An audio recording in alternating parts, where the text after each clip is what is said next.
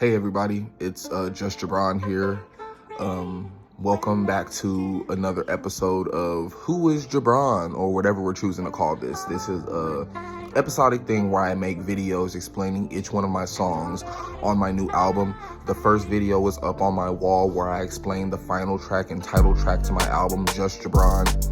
And I think now would be appropriate to go ahead and follow in order and take it from the jump for you guys and explain to you the Frankie in the Middle song, which is the first song, second track on the album. I wrote this song about a little over a year ago, maybe a year and a half at this point.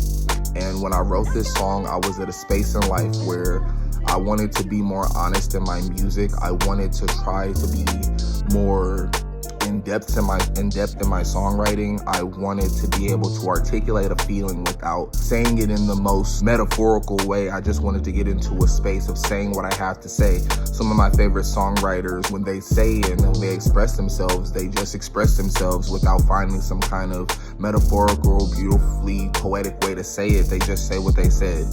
And I took major inspiration from that with this song. So when I wrote this song, I just wanted to be honest and be real without any extra metaphors or any extra poetic lines to make it more savage. I just wanted to say how I felt it in the moment when I felt it, which is why even in the beginning of the song, I start off saying I've reached a point where I don't want a little.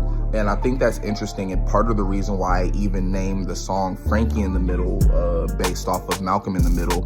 If you guys know Malcolm in the Middle, the actor who played Malcolm's name is Frankie Muniz, and if you guys know anything about that, he also drives NASCAR now, but he had memory loss, and so there's a point of his childhood when he filmed Frankie in the Middle that he doesn't remember. So when he watches the episodes back, it's him remembering oh yeah, I did do this and do that as a kid.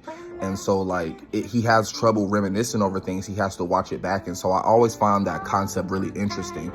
And I'm at a point where I'm not reminiscing over my childhood anymore. I'm at a place where I'd much rather garner money to go get hardwood floors for a house whenever I buy one, or go and get some butterfly doors for the Lamborghini whenever I get one, if I get one.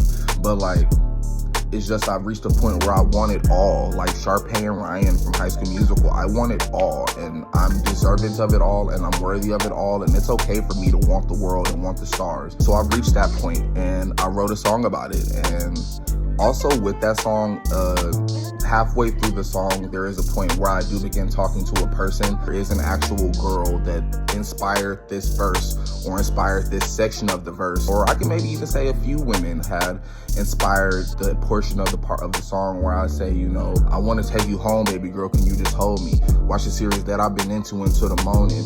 Once again, this is just me being honest. I'm a virgin, but I get down. But I'm very vanilla. I'm very sheltered. I'm very self-aware, and I keep to myself when it comes to my sexual energy and my romantic energy.